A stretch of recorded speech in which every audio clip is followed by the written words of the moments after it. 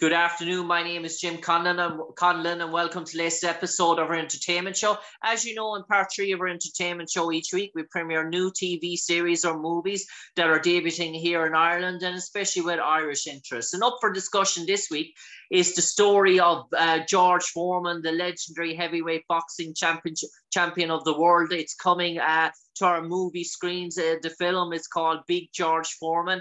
It's coming to our movie screens on April the 28th. It features an all-star cast, including Khris Davis, Sullivan Jones, Whitaker, Matthew Glove, and our special guest this evening, the one and only Lawrence Gillard Jr., who plays the legendary character of Archie Moore, former boxing champion of the world, and with over 125 wins throughout his historic career. And Lawrence Gillard Jr. in later years went on to be a successful coach, and he trained George Foreman for the big Rumble in the Jungle fight against Muhammad Ali back in 1974 in Africa. And first of all, Lawrence Gillard Jr., fantastic to have you with us there this evening. And tell me, are you a boxing fan, or how did this come about to you in terms of getting involved in this production?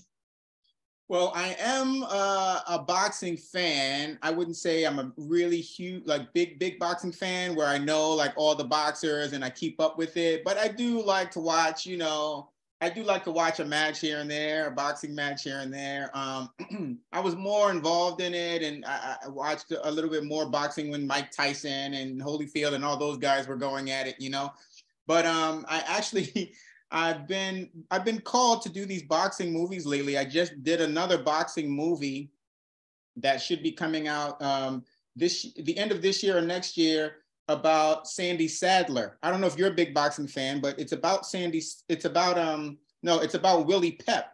It's about Willie Pep, and I play Willie Pep's biggest rival, Sandy Sadler, in the film. So that's another boxing movie that'll be coming out. But as far as the George movie, George Tillman, the director, he called me, he reached out to me, and he was just interested in me playing the role. I guess he was interested in working with me as much as I was interested in working with him. What he didn't know was that I'd already had a relationship with George Foreman, because years ago, George Foreman had a TV show on ABC network here in the States called George. And I was one of the regulars on that show. I played a kid who opened up a Boys and Girls Club, and I was one of the kids who was at the Boys and Girls Club, and he would invite him to his home. And so I had already had a relationship with George, and we've been staying in touch over the years after that show went off. So when George Tillman called me and he's like, I'm interested in, you possibly playing this role, I'm like, it wasn't even a question that I was going to do it, because I love George so much. And I was like, I'm definitely going to do this role. I'll play, whatever it is, I'll be a part of it, because I just want to be a part of telling George Foreman's story. So that's basically, I just had a meeting with George Tillman.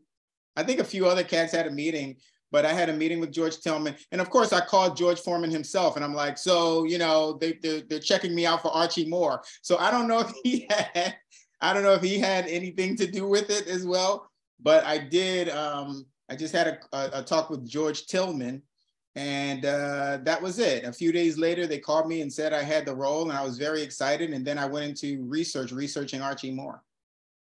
And we mentioned there researching Archie Moore, and Archie Moore is a sort of legend of the sport in terms of his characteristics, in terms of his manner. Obviously, God forbid, no longer with us. Did you actually, when you landed the role and you found out you landed the role, did you actually speak to George about maybe his conversations with Archie in terms of what they may have spoke about, to get a feel of that sort of relationship between George and Archie? Absolutely, 1,000%. Yeah, I called George. I told him I was going to be playing Archie Moore, and I asked him to fill me in on Archie Moore. He said Archie Moore was like a gym rat. Like, he loved boxing and he loved being in the gym. And it's funny because I had just played, I just played Sandy Sadler. Sandy Sadler was another one of George's trainers. So George would tell me that Archie Moore and Sandy Sadler, they were boxing around the same time, the 30s into the 60s. He said that they would, he said that they would get around in the gym, and all they would do is talk boxing, and talk about other legendary boxers that they watched when they were young boxers, and how, you know, of course, the older generation always think they're tougher than the newer generation, right? So they would always talk about these stories of the old boxers, the older guys who were coming up, and they didn't have the headgear, they didn't have the gloves, the same gloves. They would fight with their fist that they used to watch, and how much tougher they were than the new guys. He said that's what George said, that's what they would talk about. But he said Archie Moore was a scientist when it came to boxing, and that he just loved being in the gym and loved all things boxing. Yeah. And in terms of the coaching, obviously, of George Foreman for that big fight in terms of Muhammad Ali, and obviously replaying that sort of sequences in the movie, what was that sort of shooting like, working with Khris Davis, trying to put him sort of through his paces, and reimagine that you're in Africa, dare I say, that you were doing this sort of training in terms of those sort of effects. What was that sort of like to sort of portray, and did you get your sort of a coaching sort of vibe? Were you sort of very hands-on in terms of verbally, in terms of shouting, in terms of instructions, and in terms of that sort of sequence and preparing him for Muhammad Ali? Yeah, I mean, you get into it, you know, once you become the character and you put yourself in that situation, in that scenario, and you're watching your fighter, you know, losing, you know, you get into the moment. You get into that moment and you get into that scene, you know, it transforms you back. It takes you back in time. You know what I mean? And so, yeah, it was very exciting. It's always exciting. Before I did that, I did a movie called, about a year or two before that, I did a movie called One Night in Miami. Okay. And One Night in Miami, I played Drew Bundini Brown, who was one of Muhammad Ali's coaches, right? So in that movie, it was weird because in that fight, there was another actor playing Drew Bundini Brown across the ring from me, now playing Archie Moore, right? And so it was sort of like I was two people at one. Like, I'm watching this guy playing what I just played in another movie, right? And now I'm on the other side playing Archie Moore. So it was very exciting just being there, being able to be on both sides in two different movies, but being on both sides of the ring. First coaching Muhammad Ali and now coaching George Foreman. You know what I mean?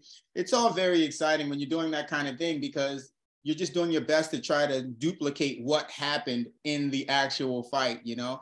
And you've got all of the extras all around yelling and screaming, and, you know, just like it was back in the day when it actually happened. So it's all just very exciting to recreate those type of scenes.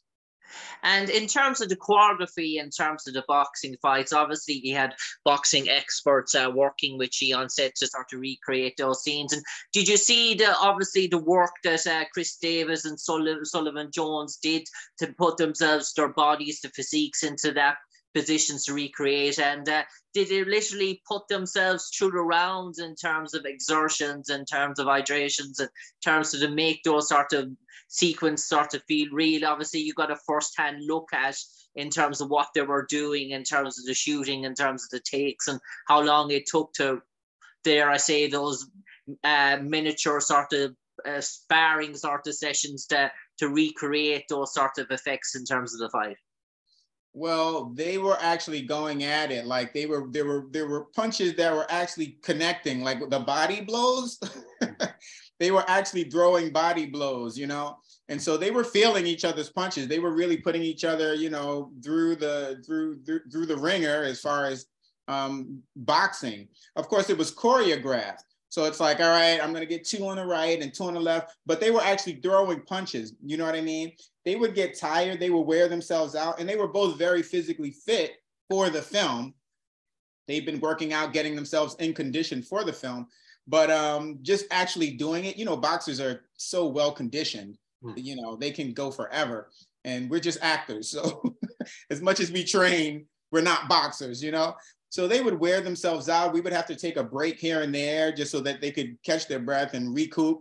But they were really, you know, they were really boxing in there. Yeah, it was exciting to watch, interesting to watch, a little bit scary to watch sometimes. Me as an actor, you know, it's hard to sometimes just think of yourself in the situation where you're actually taking punches or doing stunts that kind of thing, it can be fun, but also, you know, accidents can happen too. So, but they were really going at it in there, yeah. And I suppose, Lawrence, it's important to note as well, while this is a boxing movie, it does tell the story of George Foreman's life in terms of early childhood, in terms of business adventures, and in terms of him finding God and his sort of work with less sort of society. And that's an important part of the movie as well, in terms of fitting that in around the boxing moments of George Foreman's life, in terms of that return and stuff like that. So it is due in terms of the drama, in terms of the story, is a really compelling sort of viewing those sort of sequences that are shot, dare I say, outside the boxing element. Well, George Foreman's story is just such an inspiring story, right? So even in the ring and outside the ring, it's very compelling. You know, he's a guy who he came from very little means, you know, low income house, and, you know, and he worked his way up to be the champ. You know what I mean? And then, of course, he went through the part in life where he didn't want to box anymore, and he found religion. And when the thing about George is, you know, knowing him personally, the thing about George is when he goes after something, he goes 1,000%. Right? So when he decided he didn't want to be a boxer anymore, he decided 1,000%. He didn't want to be a boxer anymore. He just wanted to preach, open up a church, and, you know, spread the word of God, right? That's what he decided to do. And so that's a whole story in itself, how he left boxing, being the baddest boxer on the planet at the time, you know, one of the baddest anyway, being one of the baddest boxers on the planet. And then he made that transition into being a reverend, opening a church, opening up a Boys and Girls Club, and doing his whole other domestic type stuff, you know, that he's doing. That's a whole story in itself. And then how he found his way, he didn't really find his way. It was a necessity. Like, he needed to come back to boxing so that he can make his other life, continue with his other life that he had a passion for, that he really, truly loved. He was forced to come back to boxing. And so that also is very compelling to see just how he went from one to the other and came back. So it's just a very compelling story all the way around.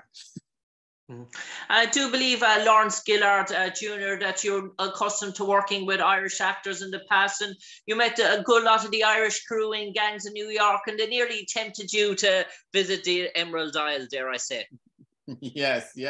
I haven't been there yet, but I'm gonna make my way out there. Hopefully soon I can go out there. And like I said, when I was shooting Gangs of New York, we shot that in Rome. We were in Rome for 8 months, and I just remember playing a lot of football with the Irish guys. They wanted to play soccer a lot. I think every break we had, that's what we did in this little courtyard. So we played soccer. So yeah, no, I definitely got to get out there and play some soccer. On that note, Lawrence Gillard Jr., for the final 30 seconds, you might enlighten all our audience, all our listeners, why they should go en masse, whether it be trains, automobiles, bikes, tractors, whatever the mode of transport, to their cinema on April 28th, sit down in their seat, their recliner seat, have their popcorn, their Pepsi, their Maltesers, put their feet back, put the arms behind their heads, watch Big George Foreman. And what's in store for them, Lawrence Gillard Jr.? Well, what's in store is an amazing, inspirational story that's going to move you, that's going to touch you, that's going to inspire you. And I would just say, you know, everyone just needs to go and see this film. You're going to love it. You're going to love it. I already have feedback from people who've seen the film. They love it. And that's why I suggest that everyone listening, go and see this movie. You're going to love it. It's a great film. On that note, Lawrence Gillard Jr., for me, Jim Conlan, to you, Lawrence, stay safe, take care, God bless. Looking forward to seeing you in Big George Foreman in the near future, and many projects in our TV screens and movie screens in the years to come. But for the moment, Lawrence Gillard Jr., stay safe, take care, and God bless, sir. Thank you.